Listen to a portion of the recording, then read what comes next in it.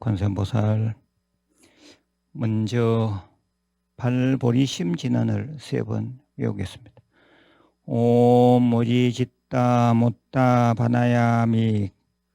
옴 모지짓다 못다 바나야미.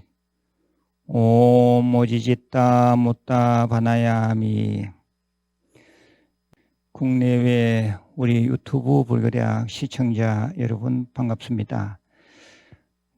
벌써 신축년 새해에 들어와 있습니다. 세월은 참 빠르기도 합니다. 또 금방 이 해도 지나가 버리지 않을까 하는 생각도 합니다. 그래서 오늘은 그게 맞는 말씀을 좀 드리겠습니다. 소로 태어난다면 콧구멍 없는 소로라는 주제로 말씀을 드리겠습니다. 2021년 신축년, 불기 2565년입니다.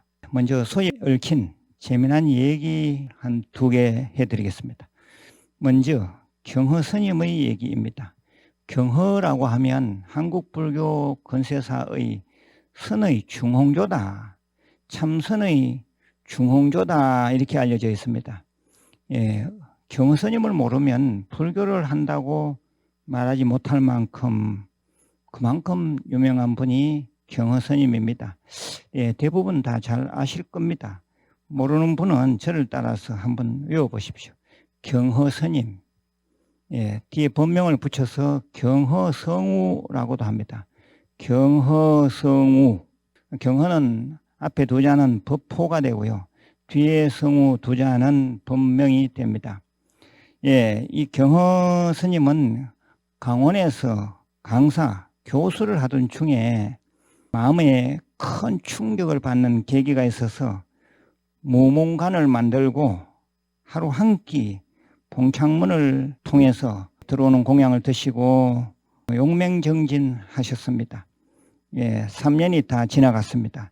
3년이 지난 후에는 정진을 계속 하시면서 공양은 방 밖에 나와서 대중들하고 함께 하신 것 같습니다.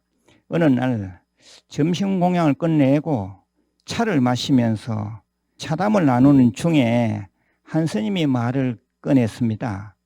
스님이 죽으면 무엇이 될까? 그 말이 주제가 되어 한참 토론이 벌어지는데 한 노장스님, 노스님이 말했습니다.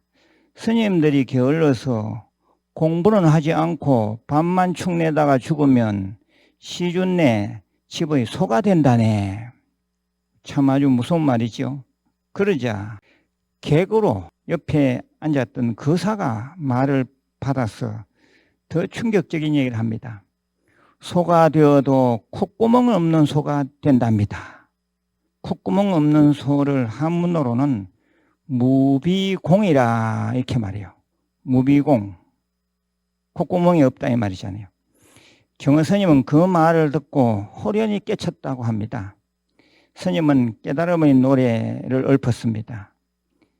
한글로 불러드리겠습니다. 아주 유명한 오도송입니다. 우리 유튜브 불교대학 수준 정도면 이 정도는 한 번 정도는 다 들어보셔야 됩니다. 그래서 제가 소개를 해드립니다. 어떤 사람이 콧구멍 없다고 하는 말을 호련히 듣고 삼천대천세계가 내 집인 줄 몰록 깨달았네. 6월의 연암산 내려가는 길, 덜 사람이 할 일 없이 태평가를 부르네. 좀 음미해 보시길 바랍니다. 또 다른 하나의 얘기입니다. 한산과 습득에 관계되는 에피소드입니다. 이 한산과 습득이라는 이름도 우리 유튜브 불교대학 학생이라면 한두 번 들어보실 정도가 돼야 됩니다. 아주 유명합니다. 한번 따라해 보십시오. 한산, 습득. 우리가 뭘 주었을 때 습득한다 하죠. 바로 그 습득입니다. 이 두 번에 얽힌 얘기는 하도 많아서 얘기거리가 며칠이고 해도 됩니다. 나중에 차차 해드리겠습니다. 한산은 문수, 습득은 보현, 그러니까 문수보살 보현보살의 화신이 한산섭득이다. 뭐 이렇게 알려져 있습니다. 그만큼 유명합니다. 한 번은 이 두 수행자가 소속 사찰의 주지 스님이 보는 앞에서 큰 사건 하나를 벌였습니다. 한산섭득이 동네의 솥대 농장에서 소와 더불어 놀다가 한산이 먼저 솥대를 향하여 소리쳤습니다. 그때 마침 그 옆을 지나가던 주지 스님이 그걸 다 봤던 것입니다. 어떻게 소리쳤는가? 솥대를 향해서 소리쳤다 했죠. 이 도반들아, 소 노릇하는 기분이 어떠한가? 시주밥 얻어먹고 놀기만 하더니 기어코 이 모양이 되었구나. 오늘은 옛 도반들과 할 얘기가 있으니 이름 부르는 대로 나오거라. 그러면서 이름을 불렀습니다. 첫 번째, 경진스님. 이를 부르니 그 소리에 검은 소 한 마리가 음해하고 나와서는 스님한테 인사하고는 한산이 가르치는 곳으로 가서 있었습니다. 또 불렀습니다. 다음은 현관스님. 이렇게 불렀습니다. 이번에는 누른 소가 또 음해하고 나와서는 절을 하고는 첫 번째 소가 있는 곳으로 가서 거기서 우두커니 섰습니다.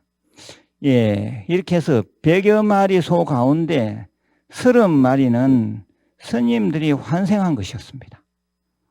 시주밥만 축 내고 공부를 게을리한 과보로 소가 됐다 하는 겁니다. 이 얘기는 사찰 벽화에 자주 등장합니다. 사찰 벽화 보실 때 유심히 한번 관찰해 보시기 바랍니다. 이 두 얘기에서 제가 무슨 얘기를 하려는지는 이미 눈치를 다 챘을 겁니다. 서가모니 부처님께서 하신 최후 말씀입니다. 최후 말씀 중에 최후 말씀입니다. 게으르지 말고 부지런히 정진하라. 한번 따라해 보십시오. 게으르지 말고 부지런히 정진하라. 법구경에 또 이런 말씀이 나옵니다. 부지런함은 생명의 길이요 게으름은 죽음의 길이니라. 제가 며칠 전에 폐가망신의 6인을 말씀드릴 때 6번째가 게으름이라고 제가 말씀을 드렸습니다. 승철 스님께서는 병 중에서 제일 큰 병이 게으름병이라고 하셨습니다. 불자 여러분, 소띠해를 맞으면서 이 두 얘기를 해드리는 것은 절대 게을러서는 안 된다는 것입니다. 스님의 예를 들었습니다마는 불자 역시 일반 불자들도 절대 게으르면 안 됩니다. 불교 공부, 마음 공부 절대 게을리하면 안 됩니다. 부지런히 정진해야 합니다. 시간은 참으로 신속하게 지나갑니다. 이 소띠해에는 금강경 이제는 2번 읽으십시오. 2-3번. 지난해까지는 한 번 읽으라 했는데 2-3번 유튜브 틀어놓고 같이 따라 읽으십시오. 들으셔도 됩니다. 또 관음정건 이제는 지난해에는 30분 했다면 올해는 적어도 1시간 이상은 꼭 하시는 그런 불자가 되시길 바랍니다. 누구 좋아라 하는 것이 아닙니다. 다 자기 자신의 양식이 되고 자기 자신의 마음 내공이 되고 자기 자신의 살림살이가 됩니다.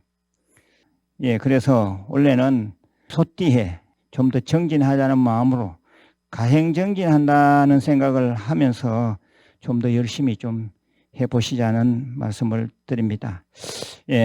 저도 원래는 다른 해하고는 좀 더 달리 더 열심히 해야 되겠다는 그런 결심을 하게 됩니다. 코로나라 해서 그냥 축 처져 가지고 있어서 될 일이 아닙니다. 세태가 어려운 이런 상황 속에서는 자기 내공을 닫고 자기 마음 공부하기에는 오히려 더 좋은 기간일 수도 있습니다. 그리고 또 저는 지금 어차피 유튜브 불교대학을 시작했으니까 유튜브 불교대학을 키우는 데 있어서 키운다는 것이 법문 열심히 준비하고 또 불교 공부 열심히 해서 올려드리는 겁니다. 그 점에 대해서 저는 이럴 때일수록 더 열심히 해야 되는 게 아닌가 하고 제 스스로 생각하고 있습니다. 그래서 이 소띠, 게으르면 소로 태어난다는데 그런 소리 들으면서도 게을러서 되겠느냐 이 말입니다. 예, 열심히 사는 그런 불자들이 다 되시길 바랍니다. 예, 내일 다시 뵙겠습니다. 관세음보살